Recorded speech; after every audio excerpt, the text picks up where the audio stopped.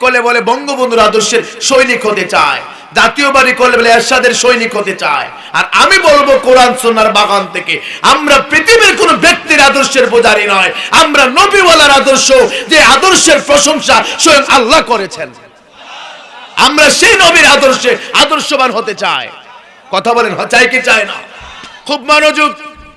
আমাকে এখন সরকারি চাকরি নিতে গেলে চেয়ারম্যান মেম্বারের সার্টিফিকেট নিতে হয়, চারিত্রিক সার্টিফিকেট। লিয়াকত খুব ভালো, চরিত্র ভালো, আমি জানি, আমি চিনি। যে চেয়ারম্যান আমাকে সার্টিফিকেট দেয় ওই চেয়ারম্যানের চরিত্রে হাজারো বেজাল আছে। কথা কয় না?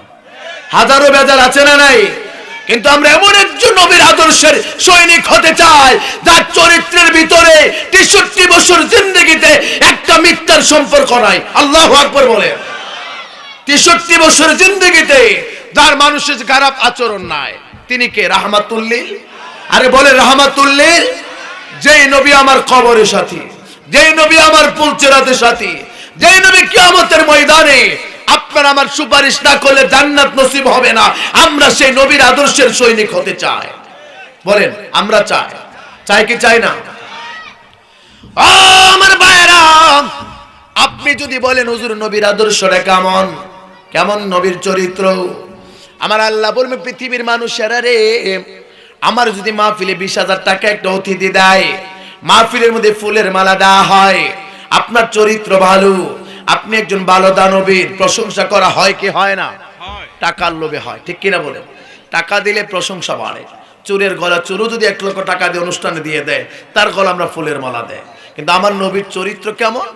আল্লাহকে দুনিয়ার মানুষ শোনো, পৃথিবীর সমস্ত ভালো ভালো গুণগুলা যদি একত্রে রাখা হয় আর আমার নবীর চরিত্র আরেক দিকে রাখা হয়, আর আমার নবীর চরিত্র আমার নবীর চরিত্র যদি এক পাল্লায় দেওয়া হয়, গোটা সৃষ্টি জগতের ভালো ভালো চরিত্র দেওয়া হয়, আমার নবীর চরিত্রের কোটি ভাগের ১ ভাগ সমান তামাম সৃষ্টি জগতের চরিত্র মিললেও আমার নবীর কোটি ভাগের ১ ভাগ সমান হবে? আরে বলে না হবে? কেমন চরিত্র? আমার আল্লাহ বলেন ইন্নাকা লাআলা খুলুকিন আযীম। ও হাবিব, আপনি জেনে রাখুন আপনার চরিত্র কোনো মেম্বার চেয়ারম্যান সার্টিফিকেট দিতে হবে না, এমপি সার্টিফিকেট দিতে হবে না, দুনিয়ার কারো লাগবে না। আমি আল্লাহ কোরআনের মাধ্যমে জানিয়ে দিলাম আপনি এমন একজন চরিত্রের অধিকারী। আমি আল্লাহ যেমন মহান, আপনি তেমন মহান চরিত্রের অধিকারী। আমি আল্লাহ কোরআনের মধ্যে ঘোষণা করে দিলাম। দুইটা হাত উঠায় বলেন আল্লাহু আকবার। আমরা সেই নবীর আদর্শের সৈনিক হতে চাই কি চাই না?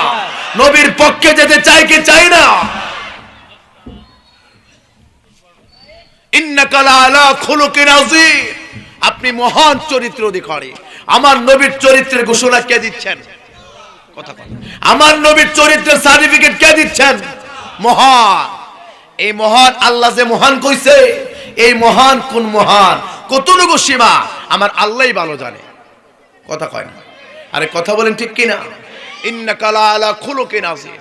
মায়েশা, আমার নবীর চরিত্র কেমন, আমার নবীর বডি কেমন, আমার নবীর সৌন্দর্য কেমন, আমার নবীর ভালো গুণাবলী কেমন? মায়েশা, পৃথিবীর মানুষ আমার নবীর চরিত্র যদি তালাশ করতে যাও, আল্লাহর কোরআন প্রথম থেকে শেষ পর্যন্ত আল্লাহর কোরআনের ভিতরে যত চরিত্র আছে, যত শ্রেষ্ঠত্ব আছে, যত ভালো গুণ আছে, গোটা কোরআনের প্র্যাকটিক্যাল কোরআন আমার নবী রাহমাতুল লিল আলামিন। কানা কুলুকুল কোরআন। আমার নবীর চরিত্র গোটা কোরআন। আল্লাহু আকবার বলবেন না? একটু মনোযোগ। যারা হজে যায়, যারা হজে যায়, মক্কা নগরী থেকে একটু দূরে তায়েফ একটা শহর, ওই তায়েফ শহরের মধ্যে একটা মসজিদ আছে, ইবনে আব্বাস মসজিদ।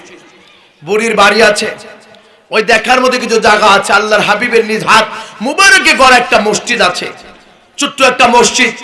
ওই মসজিদ এখন নামাজ বন্ধ করে দিয়েছে। ওইখানে মসজিদ আলী রাদিয়াল্লাহু তাআলা নামে একটা মসজিদ আছে।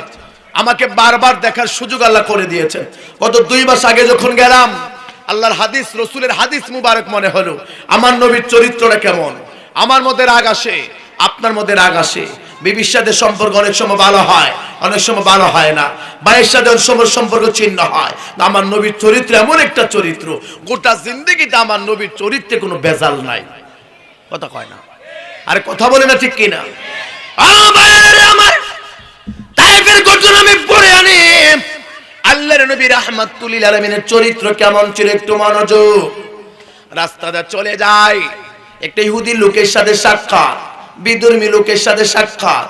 কথা বলতে বলতে ইহুদি লোকটা বললেন, ও মুহাম্মাদুর রাসূলুল্লাহ সাল্লাল্লাহু আলাইহি সাল্লাম, আপনি একটু দাঁড়ান, আমি আমার বাসা থেকে আপনি আসছি, আপনি একটু দাঁড়ান। এবার ইহুদি লোকটা বাসায় চলে গেল। আল্লাহর নবী রাহমাতুল লিল আলামিন ওই জায়গার মধ্যে দাঁড়ায় রইলেন। আমার দিকে তাকান, 2-3 মিনিট সময়, 10 মিনিট সময়। এবার ইহুদি চলে গেল, বলছে কিছুক্ষণ পরে আসবো। 1 ঘন্টা চলে গেল, 2 ঘন্টা চলে গেল, 5 ঘন্টা চলে গেল, 12 ঘন্টা চলে গেল। 3 দিন 3 রাতের পরে মনে হয়েছে, হায়রে আমি মুসলমানদের নবীরে না বলেছিলাম আপনি এখানে দাঁড়ান, আমি কিছুক্ষণ পরে আসতেছি। হঠাৎ করে মনে হলো, কয়দিন? 3 দিন 3 রাত। আমার ভাইয়ের আমি যদি বলি, ও মজিব ভাই আমি আসতেছি, আর আমি আসতেছি বলে যদি আমি 2 ঘন্টা না আসি, মজিব ভাই কি ওইখানে দাঁড়াবে? কথা কথা আমি দাঁড়াবো, 3 ঘন্টা দাঁড়াবো। কেন নবীর আদর্শ আপনার গলার মালা বানাবেন? কেন আপনার আদর্শের মধ্যে বানাবেন? 3 দিন 3 রাতের পরে ওই ইহুদি লোকটা যখন মনে পড়লো মুসলমানদের নবীকে দাঁড় করে রাখলাম, 3 দিন 3 রাতের পরে গিয়া দেখে আমার নূরের নবী রাহমাতুল লিল আলামিন ওই জায়গার মধ্যে এখনো দাঁড়িয়ে আছে। ইহুদি লোকটা কয়, আপনি কেন দাঁড়িয়ে আছেন? আমি আপনার সাথে ওয়াদা করেছি আমি দাঁড়াবো, এখন আপনি আসেন নাই, আপনি ওয়াদা লঙ্ঘন করেছেন। আমি রাহমাতুল লিল আলামিন, আমি বলেছি ওয়াদা লঙ্ঘন করা মুনাফিকের আলামত, আমি তো ওয়াদা লঙ্ঘন করতে পারি না, আমি তার জন্য এখানে দাঁড়িয়ে রইলাম। ওই লোকটা ডাক দেখো, আল্লাহর নবী গো, আপনার চরিত্র যদি এত সুন্দর হয়, না জানে আপনার কোরআন কত সুন্দর, না জানে আমার আল্লাহ কত সুন্দর, আর একটা সেকেন্ড দেরি করবেন না যে মুসলমানদের নবী 3 দিন পর্যন্ত আমি নাফরমানের জন্য দাঁড়ায় আছে, তিনি সাধারণ নবী হতে পারে না, সাধারণ মানুষ হতে পারে না। নিশ্চয় আপনি আল্লাহর পয়গম্বর। এই মুহূর্তে পরায়াতের মধুর কালেমা লা ইলাহা ইল্লাল্লাহু মুহাম্মাদুর রাসূলুল্লাহ, জবানটা খুলে বলেন আল্লাহু আকবার, আল্লাহু আকবার। আমাদের চরিত্র, আয় 5000 টাকা দে, বিপদে পড়ছি, কালকে দিলাম, কালকে গেলে কালকে যায়, 2 দিন যায়, মাস যায়, বছর যায়, আসেনি? কথা কোনা আসেনি? যদি সে দেখে এদিক দিয়ে আসে ওই দিক দিয়ে পলায়ন করে, এমন বাটপার আছে না নাই? আমরা ওয়াদা রঙে রঙে খেলাফ করি। আল্লাহর হাবিব বলে যারা ওয়াদা লঙ্ঘন করে মুনাফিকের একটা আলামত তার মধ্যে আসে। কথায় কথায় মিথ্যা বলি। আল্লাহর হাবিব বলেন কিযবু উম্মুল যুনুব, মিথ্যা বলা সকল পাপের মূল হচ্ছে, সকল পাপের মা হচ্ছে মিথ্যা বলা। একটা মিথ্যা বললে আরো 100 মিথ্যা কথা লাগে তার হিসাব প্রমাণ করতে, ঠিক কথা কয় না? আমরা সমাজে মিথ্যা আসেনি, ছেলে বাপের সাথে মিথ্যা কথা কয়, জামাই বউর সাথে কয়, বউ জামাইয়ের সাথে কয়, মানে ঘরের মধ্যে মিথ্যার ছড়াছড়ি। কথা বলেন ঠিক কিনা? শান্তি কেমনে পাইতেন আপনি? আপনি আপনার ঘরে কেমনে শান্তি আসবেন? আপনি বিদেশ থাকেন, ফোন দিলেন, বউ তুমি কই? আছে কাইতলা বাজারও, আমি তো গরু শুয়ে রইছি। কথা কনা, আরে কথা বলেন না। আমি আপনার এলাকার লোক, আমি যে কথাগুলা সাহস নিয়ে বলতে পারবো, বিদেশ থেকে বা দূর থেকে যারা আসতো তারা এই কথাগুলো বলতে পারবে না। কথা বলেন ঠিক কিনা? বিদেশ থেকে ফোন দেয়, বাবা বউ তুমি কই? আমার মাকে একটু দো। তোমার মা কি গরতা হে? বাবুর ভাই কথা কনা, হ্যাঁ তোমার মা কি গরব হয়ে দেয়? অথচ সে নিজে কি করে নাই, মার বদনাম ছেলের কাছে কয়। এই তুমি যত কিছু বলো না কেন, আমার মা কেমন আমার রাডার ধরা পড়িনি, আমার মা কেমন আমার জানা আসেনি। বউ মায়ের বিরুদ্ধে সন্তান খেপায়, সন্তান বাপের বিরুদ্ধে খেপায়, মা নিজের সন্তানের বিরুদ্ধে খেপায়। আমাদের সমাজে এরকম নোংরামি আছে না নাই? আরে বলেন আছে না নাই?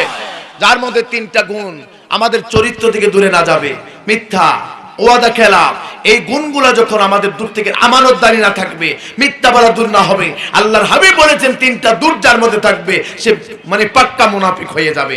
আমাদের চরিত্র থেকে 3টা গুণ যেন দূর করে দে, 3টা দূর যেন দূর করে দে। জুড়ে বলেন আমিন, আরে বড় করে বলেন আমিন। চরিত্র কেন? রাসূলের চরিত্র কেমন? খুব মনোযোগ।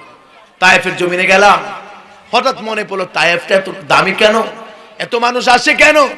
হঠাৎ করে মনে পড়লো রাসূল যখন তায়েফের মধ্যে ইসলামের দাওয়াত নিয়ে গেলেন, যাওয়ার পর ইসলামের দাওয়াত যখন শুরু করলেন, তায়েফবাসীরা আমার দয়াল নবীকে চিনে নাই, পাগল বললেন, পাগল বললেন, জাদুকর বললেন, বলে মুরব্বীরা ছোট্ট ছোট যুবকদেরকে খেপিয়ে দিয়েছে, যাও এই পাগলটাকে পাথর মেরে রক্তাক্ত করে দাও। নাউজুবিল্লাহ বলবেন না? আমার দয়াল নবী রাহমাতুল্লিল, আর বলে না রাহমাতুল্লিল। সবাই পাথর মারতে মারতে মারতে যেখানে রাসূল রক্তে রঞ্জিত হয়ে গেলেন ওইখানের দয়াল নবীর মসজিদ নির্মাণ। ওইখানে গেলে মানুষ হাজিগুলা কাঁদে, মন থেকে কাঁদে। কেন কাঁদো? এই জায়গার মধ্যে আমার দয়াল নবীর রক্তে রঞ্জিত হয়েছিল। আল্লাহু আকবার বলেন। আমার বাবাজির আমার, এবার আল্লাহর নবী রাহমাতুল লিল আলামিন বেহুশ হয়ে গেলেন, জমিনের মধ্যে অজ্ঞান হয়ে পড়ে রইলেন। এবার জিবরাইল কয়, আল্লাহ, ও মায়ার আল্লাহ শোনো, মুসা নবীকে যখন ফেরাউন বাহিনীরা দৌড়ান দিল, মুসা নবী রক্ষার জন্য, মুসা নবীকে বাঁচানোর জন্য তুমি আল্লাহ নীল নদের মধ্যে রাস্তা তৈরি করে দিলা। রাস্তা তৈরি করে মুসা নবীকে বাঁচাইলা, মুসা নবীর পক্ষে নিলা। এবার জিবরাইল কয়, আল্লাহ গো, ইব্রাহিম নবীকে যখন আগুনের মধ্যে ফেরাউন নমরুদ বাহিনী ফালালো, ওই নমরুদের আগুন থেকে বাঁচানোর জন্য ইব্রাহিম নবীকে আমার আল্লাহ ওই আগুনটাকে জান্নাতের বাগান বানিয়ে দিলা। ও আল্লাহ, এবার নূহ নবীকে যখন ফেরেশতার বাহিনীরা মারার জন্য চেষ্টা করলো অথবা বিরোধিতা করলো, তুমি ওনাকে বাঁচার জন্য প্লাবন দিয়ে নৌকার মধ্যে আশ্রয় দিলা। আমি জানতে চাই, নূহ নবীরে বাঁচাইলাম, ইব্রাহিম নবীরে বাঁচাইলাম, মুসা নবীরে বানাইলাম, তুমি বাঁচাইলা ফেরাউনের কবল থেকে। ও আল্লাহ গো, হাবিবুল্লাহ নবীরে ভেবে রক্তে রঞ্জিত করে দিল, তুমি আল্লাহ কেমনে সহ্য করছো? জবান খুলে বলেন আল্লাহু আকবার। আল্লাহ, জিবরাইল কয়, আল্লাহ, তোমার বন্ধুরে ভেবে রক্তে রঞ্জিত করতেছে, তোমার কেমনে সহ্য হয়? জিবরাইল কইছে আল্লাহর কাছে। আল্লাহ কয়, জিবরাইল, ও জিবরাইল, আমাকে প্রশ্ন করেছ আমার কেমনে সহ্য হয়? যাও, তোমাকে আমি ক্ষমতা দিলাম, তুমি আসমানের ফেরেশতা নিয়ে যাও, জমি